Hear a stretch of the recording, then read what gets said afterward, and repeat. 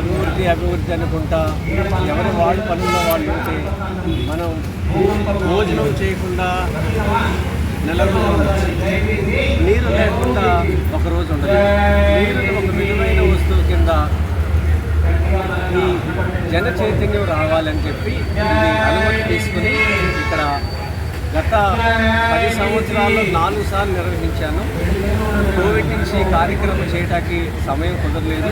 ఇది ఈ 6 రోజుల్లో ఈ ఆసక్తి ఉన్న వాళ్ళు ఎవరైనా వచ్చి దీని వివరాలు మేము ఉదయం 10 గంటల నుంచి సాయంత్రం 6 గంటల వరకు చెప్పడానికి సిద్ధంగా ఉన్నాం. అలాగే భూముల్లో వ్యవసాయ భూముల్లో బోరు ఎండిపోతే ఇంకో బోరు లోన్ తీసుకుని ఇంకో బోరు వేస్తున్నాం. అలా కాకుండా బోరు ఎండిపోకుండా ఉండాలంటే ఏం చేయాలి, ఎండిపోయిన బోర్లోకి నీళ్ళు ఎలా తెప్పించాలి, ఈ 2 విషయాలు కూడా ఇక్కడ మేము చెప్తాము. చెరువు ప్రాముఖ్యత ఏంటి, చెరువు మనం పొలంలో ఎందుకు తవ్వుకోవాలి, చెరువు ఉండటం వల్ల బోరు ఎలా ఎండిపోతుంది, ఎక్కడైనా పంటలు పండించవచ్చు నీరు కానీ దాచుకోగలిగితే. ఆ నీరు మనకి భగవంతుడు ప్రతి వర్షాకాలంలో ఫ్రీగా ఇస్తున్నాడు వానదేవుడు, ఎక్కడ బిల్లు పంపించట్లేదు. మరి ఆ నీటిని మనం దాచుకునే ఆలోచన లేదు. డబ్బును ఎలా దాచుకుంటున్నాము బ్యాంకులో, నీటిని కూడా దాచుకోవాలి. బోర్లో నీళ్ళు తీసుకుంటున్నాము, భూమిలోకి బోరేసి నీళ్ళు తీసుకుంటున్నాం అంటే భూమి నుంచి అప్పు తీసుకుంటున్నాం. మరి తిరిగి మళ్ళీ అప్పుని ఎప్పుడో వాళ్ళు మనం వర్షాకాలంలో దాచిపెట్టి ఇచ్చేసేయాలి. మన మిత్రుల దగ్గర అవసరమైనప్పుడు 1,00,000 రూపాయలు అప్పు తెచ్చుకుంటున్నాం, అవసరం మనకు డబ్బులు రాగానే 1,00,000 రూపాయలు ఎలా తిరిగిస్తున్నామో మరి నీరుని కూడా మనం ఇచ్చేయాలి. ఇలా మనకి ప్రతి చోట నీరు ఇస్తుంది. ఇప్పుడు మనకి 10 ఎకరాల భూమి ఉందంట. ఈ భూమి మీద ఆకాశంలో మనకి 10 ఎకరాలు ఇచ్చాడు నీరు. ఆ 10 ఎకరాలు ఆకాశంలో నీళ్ళే మనకి కిందకు వస్తున్నాయి, కానీ దాన్ని మనం స్వీకరించట్లేదు, తిరస్కరిస్తున్నాం. అందుకని ఖచ్చితంగా మీరు నీరును ఒక విలువైన వస్తువు కింద గ్రహించాలి. ఇది లేకపోతే బెంగళూరు లాంటి పరిస్థితి మొన్న వాళ్ళకి వచ్చింది, రేపు మనకు వస్తుంది. ఒక పక్కన తమిళనాడులో కూడా నీళ్ళు లేవు, మహారాష్ట్రలో కూడా నీళ్ళు లేవు. మహారాష్ట్రలో కంటి ఆపరేషన్ చేస్తే లాతూరులో 20 మందికి రోజు ఆపరేషన్ చేస్తారు. ఆ థియేటర్లో 4 చేశారు ఆపరేషన్ ఒక సంవత్సరం. ఎందుకంటే ఆ ఆపరేషన్ చేసిన పరికరాలని వాష్ చేయడానికి కూడా నీళ్ళు లేవంట. ఇది భారతదేశంలో వినాల్సిన మాట కాదు, ఇది ఎడారి దేశంలో జరగాల్సిన విషయాలు. అలాంటిది మన భారతదేశంలో వింటున్నాం మనం మాట.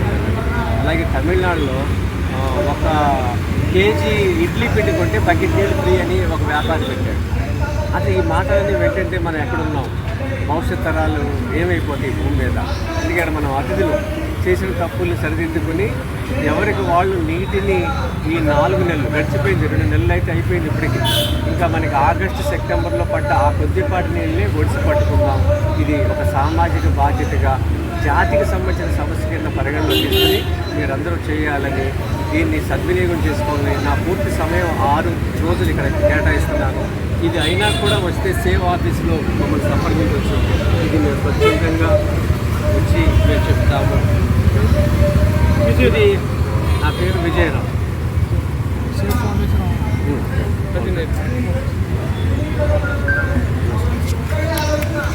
లేదా 4 అడుగులు ఎంతైనా చేసుకోవచ్చు. సమయం ప్లేస్ తక్కువ ఉందని చెప్పి మీరు 1 అడుగు తగ్గించినా ఇబ్బంది ఏమి లేదు. దీంట్లో గుంట తీసిన తర్వాత 4 వైపులా లోతు వచ్చేసి మనకి 6 అడుగులు తీసుకోవాలి. ఈ లోతు 6 అడుగులు ఎక్కడా కూడా సిమెంట్ చేయకూడదు, కట్టకూడదు. కింద 4 వైపులు దీంట్లో రాళ్ళు వేయాలి. ఈ రాళ్ళన్నీ కూడా పెద్ద రాళ్ళు 50%, చిన్న రాళ్ళు దానికన్నా ఈ చిన్న రాళ్ళు కన్నా ఈ చిన్న రాళ్ళు ఇవన్నీ కలిపి 25%, ఇది 50%. రిమైనింగ్ 25% ఖాళీగా ఉంచాలి. ఇలా ఉంచి టెర్రస్ మీద పడ్డ నీళ్ళని ఈ పైపు ద్వారా లోపలికి. ఇది నమూనా చూపించడానికి ఈ గాజు డబ్బాలో పెట్టాం, కానీ ఇదేమి ఉండదు. ఈ భూమిలో అమరిక ఎలా ఉండాలని చెప్పడానికి తయారు చేశాం. ఇంకా దీన్ని ఎంత పెద్ద వర్షం వచ్చినా సరే నీళ్ళన్నీ కూడా ఈ రాళ్ళ సందులోంచి ఇలా వచ్చి ఇలా ఇటు అలా ఇటు 4 వైపులా నీళ్ళు 1 కిలోమీటర్ వరకు స్ప్రెడ్ అవుతుంది లోపల. దీనివల్ల సరౌండింగ్లో ఉన్న బోర్లని రీఛార్జ్